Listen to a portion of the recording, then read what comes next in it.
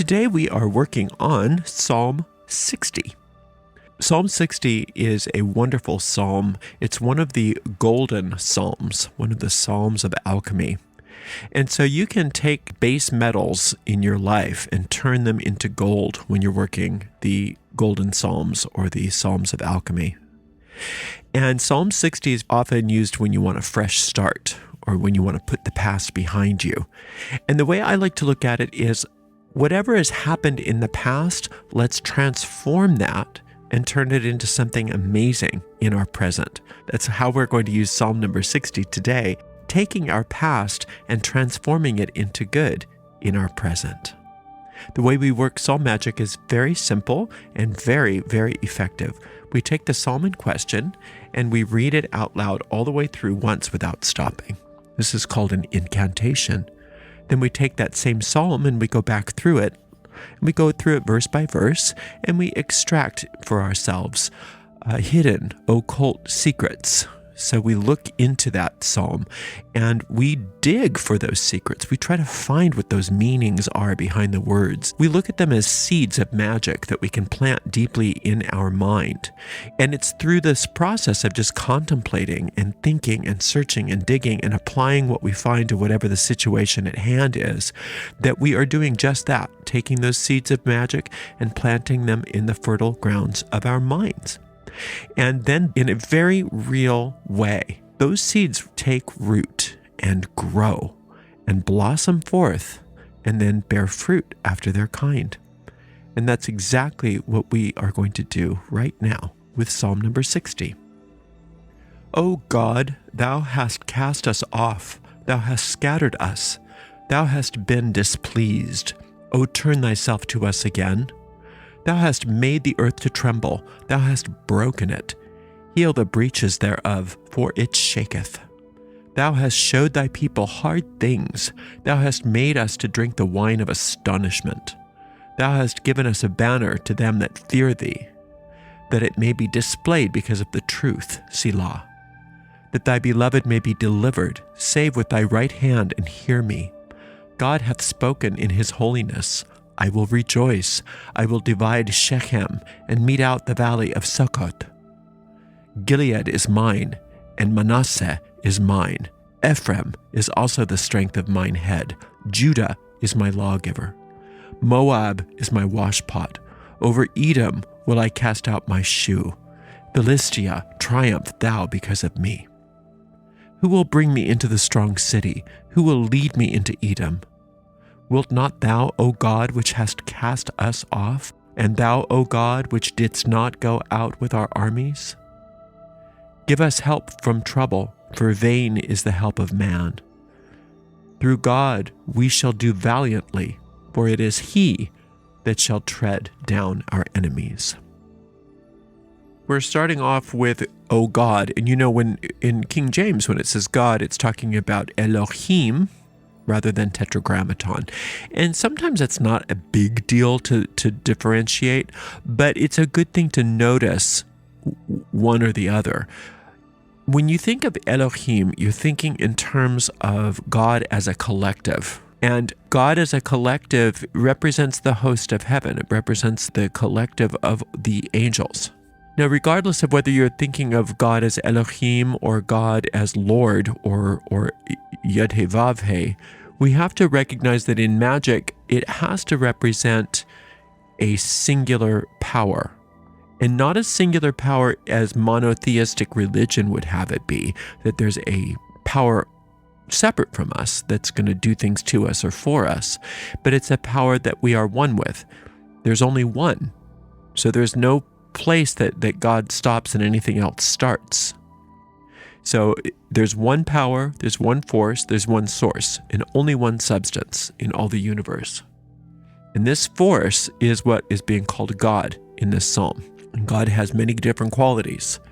God has the quality of spirit, God has the quality of soul, God has the quality of life itself, God has the quality of infinite intelligence, God has the quality of truth, God has the quality of love, God has the quality of law, and God also has the quality of presence. And there's many other qualities that you can come up with on your own just by considering what the infinite is. but there's only one creative force, and you are an extension of that creative force. So, now that we know what we're talking about and who we're talking to when we say, "Oh God," we say, "Oh God, thou hast cast us off. Thou hast scattered us. Thou hast been displeased. Oh, turn thyself to us again." Now, this is when we're talking about something in the past which is bad, something that has happened in the past which was just awful. And when something awful happens to us, it seems as though this power, this force has turned against us, cast us off, left us alone. But see, that's an ego thought. The ego mind is that part of the mind which feels separate, which feels alone, which feels like it's all alone in the universe. But why would the ego feel all alone in the universe? Because it wants to.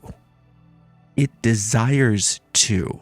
So the part of our own mind, which is all that the ego is, it's a habit of thinking that feels separate and alone and cast off from infinite intelligence, is that same part of the mind which wants to have its own universe, wants to do things its own way, and wants to believe that it's self-created.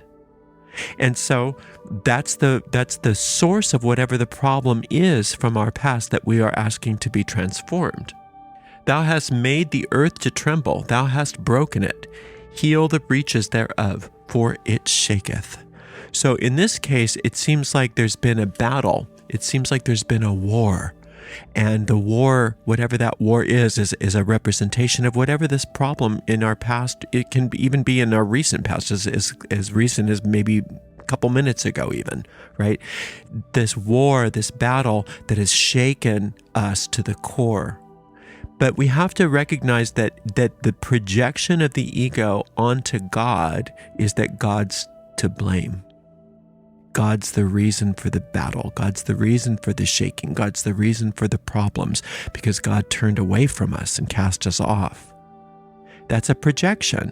God does no such thing, because God isn't involved with this problem. God had nothing to do with this problem. However, God is here to help us solve the problem. God is here to transform it to good. But we have to recognize that when we start to project onto God in these Psalms, then we know we're talking about our ego mind. Thou hast showed thy people hard things. Thou hast made us to drink the wine of astonishment. God has done no such thing. I hate to disagree with the psalmist here, but this is a very wonderful depiction of how our ego operates. Look what God did to us. Look what God does to us. God has shown us all of these troubles, all of these problems, and that's the ego's trick. The ego is distract, distract, distract. Don't look within. Don't look at your part in this. Only say, wow, stuff is so hard, it must be God's will. It is no such thing. Thou hast given us a banner to them that fear thee, that it may be displayed because of the truth. Now we are starting to remember who God actually is. Rather than the cause of our problems, God is the cause of the transformation. So when we fear God, fearing God simply recognizes that God is sovereign. God is the one power, one source, one substance. And the ego may definitely fear God, because the ego is the one that is blaming everything on God. And so once we recognize, wait a minute, the ego mind is the one that created these problems, the ego should be afraid of God, because God will shine God's light and all darkness is scattered. And that darkness includes the ego mind itself. So thou hast been given a banner to them that fear thee, that it may be displayed because of the truth. So the banner that is displayed because of the truth is the realization. When I say realization, I mean it becomes realized that whatever this problem was is now turned into something amazing. That's that banner. You'll see it. There won't be any question that this spell has worked. Not only will you feel better about what happened, but the outcome is going to be unmistakable that this transformation has occurred. That's the banner. And Selah means to think about that. Think about the truth of God.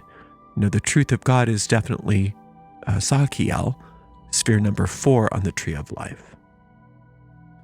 that thy beloved may be delivered. Save with thy right hand and hear me. And the right hand is sphere number 5, which is Samael. And those two angels work together quite a lot in the Psalms because they balance one another out. So on the right hand is the sphere of mercy, and on the left hand is the sphere of severity when we look at the tree. But if you think in terms of God's perspective, God is the tree. And when we think of ourselves as the tree, we back into the tree, in which case the right hand is Samael, because that's the hand of war. And the left hand then is Sakiel, or the sphere of mercy. So when it says, save with thy right hand and hear me, we're saying, please be the warrior. Please be my warrior. God hath spoken in his holiness. I will rejoice. I will divide Shechem and mete out the valley of Succoth. Now, let's look at some of the metaphysical understandings of Shechem and Succoth. Shechem literally means to bend down and bear a burden. Succoth means interwoven and temporary. So Shechem and Succoth, we could think in terms of maybe an old story of war, but let's look at what those actual words represent in this. We are asking here that our burdens be destroyed, that we are no longer part of the temporal world. We're no longer either burdened by the world, no longer is the temporal an interest to us. A lot of times all we care about is what's going to give us immediate instant gratification. And Shechem, to divide Shechem is to say, you don't have to carry burdens. So no longer are you going to be burdened by things of this world, but you're also not going to be burdened by the temporal nature of this world. No longer are you going to be hooked by the temporary things of this world, which are only here to cause you more torment, nor are you going to be burdened anymore by these things, because infinite intelligence has this. This is what that alchemy is all about. That fire of alchemy is burning up all the temporal, burning up those burdens in order for that permanent and lasting and free experience that is God's will for us here. And so again, what it said before, when it said that there's going to be a banner, you're going to see this very, very clearly. By working this magic, it's not just going to make you feel better, it's going to be an actual, real experience with real world, tangible results. Gilead is mine, Manasseh is mine, Ephraim is also the strength of mine head, and Judah my lawgiver. Ephraim and Manasseh were brothers. Technically, Manasseh and Ephraim is the balance between understanding and will. And that's what this is all about. That once our will is one with infinite intelligence, and we have the understanding of what we're doing, then we can't make mistakes anymore. We can't make any of those mistakes any longer. Gilead and Judah. Now, Gilead and Judah both mean something similar. Well, Gilead means a mound, an enduringness, a high place in consciousness. And Judah is that kingdom of God. Judah and Gilead are talking about the enduring nature of your soul, your connection with infinite intelligence. It never burns out. It never gets fatigued. It never runs its course because it's eternal, which is very different than what the ego has us working with this Shechem and Succoth, which is all temporal and burdensome. So that which is burdensome and temporal is being actually burned and transformed into that which is enduring and forever. Moab is my washpot. Over Edom will I cast out my shoe. Philistia, triumph thou because of me. So Edom represents all three of these, Edom, Moab, and Philistia, we can just talk about it as one sort of idea, just as a metaphysical or a magical understanding, very minor variations on one theme. And that is that the outer world, the carnal world, the physical world is the one and only reality. And all I care about is getting my physical needs met. All I care about is getting my sensual needs met. And all I care about is that my body is the one and only thing. And there's nothing beyond the physical. That's what those things are talking about. So it's saying, Moab is my washpot. Over Edom will I cast out my shoe. Philistia, triumph thou because of me. In other words, I see the temporal world for what it is. It's fine. There's nothing wrong with it. But as far as its ability to conquer me, its ability to be the boss of me, no, I'm going to throw my shoe at you. I'm going to just wash my hands in you. Because that's what Moab is, just it represents a big wash basin. So I'm going to use the temporal. I'm going to enjoy the temporal. I'm going to love my life here, but I'm not going to be fooled by it. I'm no longer going to be fooled into thinking that my good comes from this. My good comes from infinite intelligence and is eternal. And so I can utilize the things of this world. I can even enjoy the things of this world. I can choose among the things of this world for the things that I want to accomplish here. But I'm not going to be hooked by the things of this world and think that this is where my salvation lies. Who will bring me into the strong city? Who will lead me into Edom? Wilt not thou, O God, which cast us off, and thou, O God, which didst not go out with our armies? Okay, so again, we've got confusion here that we are describing. We're saying, wait a minute, now God's out to get me, but are you going to save me? We're really lost because God cast us off, but God, are you going to come back again? And it's that kind of a misunderstanding, that kind of questioning, that kind of break from your certainty of who God is and what it is, that is the cause of the problems to begin with. So understanding that God is the answer. God is the alchemist. God is the force of alchemy that is at work in this psalm. But God is not the cause of the problems. God did not ever turn away from us. If God turned away from us, our heart wouldn't be beating right now. If God turned away from us, we wouldn't be having this experience. We wouldn't even be thinking about it. So it's our own vain imaginings that are causing the problems, but God does not will that we have vain imaginings. But God can't just stop us either, because God has to respect what we do with our minds. God has to respect our choices because God gave us freedom and free will and all the power to do what we will. And if we misuse our powers, God has to be patient with us until we ask for help. And that's what we're doing here. But part of this asking for help is learning to discern between what we think is happening and what is really happening. This idea that God cast us off and maybe God will be nice to us again, that's part of the problem. Give us help from trouble, for vain is the help of man. There we go. We're finally getting it. Help us. We know you're here to help us because we caused the problem in the first place. All help by the ego is nothing more than interfering. So even though we think we're doing a good thing when we try to help ourselves, we make really stupid mistakes. We get into big, big trouble. So what we're doing now is we're recognizing that and we're saying, whoa, wait a minute. I'm going to call on infinite intelligence first. I'm going to recognize where the help comes from. I'm not going to help myself first and then say, okay, God, this idea of, okay, I want it this way, so I'm going to do this. Now, God, I want you to back me up. That's backwards. Instead, what we're going to say is, I think this is what's going to make me happy, but I don't know. God, what's your thought? And then God's will goes before us, and we can be a follower in that regard instead of a leader. And when we're the follower instead of the leader, it's like following a recipe rather than pretending like we know how to make that recipe, right? You've never made a souffle in your life, but you're going to just make it up as you go along. Or you could follow the instructions, you can follow the directions, and you could have a really good souffle. The same thing is going with this line here.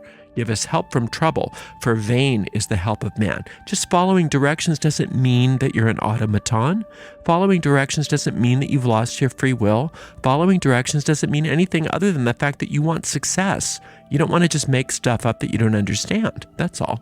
Through God we shall do valiantly. Finally we get to the resolution, right? Finally we are understanding. Through God we shall do valiantly. Through God we will have the success. For he it is that shall tread down our enemies. We can't do it ourselves because the enemies are where? The enemies are right in our own mind. The enemies, many times, almost always, are of our own making, even though it doesn't seem that way. So we are being very clear here how we can allow ourselves to have this magic occur, and that is through God we shall do valiantly, for it is He that shall tread down the enemies. In other words, I don't need to defend myself against these problems. I don't need to defend myself against my past. I don't need to justify myself. I don't need to justify myself and what happened in the past to anybody, including God, because God doesn't care about that. All God wants is for you to do valiantly. All God wants to do is take care of it for you, but can't do that until you decide to step out of the way and let it happen. And that's exactly what we're doing here. We're stepping out of the way and letting it happen. But just to start with that doesn't ever work, does it? To start out with, well, I'm just going to step out of the way and let it happen. That doesn't work, because sometimes you got to go through this whole process like we just did and just say, whoa, wait a minute. I've got this tie here and I got this tie here and I got this tie. I'm really tied to this situation. I'm really tied to this world. So I need to go through it all and untie and allow myself to be untied moment by moment, position by position, thing by thing. And then once I do that, then I can say, now God will be able to fight the battle for me, and I can step out of the way. Before, I wasn't an imposter that I could even do that, because I had to go through it and one by one untie myself from the problem. And that's what this psalm is so amazing at helping us do, is going through the problem one little piece at a time so that we can let go of it into the fires of transformation, and it can be transformed for us on our behalf. And it's a wonderful, beautiful thing. So just keep coming back to that psalm every single day. You're going to get a sense of peace. You're going to get a sense of serenity. You're going to get a sense of certainty that all is working out perfectly and beautifully. And once you get that, just that inner sense, even if you don't see any evidence of it in the world, it means that your spell is finished and you can stop working on that thing and move on to something else. And you will see that these things work out in very real ways. And that's what the psalm is all about. Thank you so much for joining me today. I appreciate you very much. Until next time, blessed be.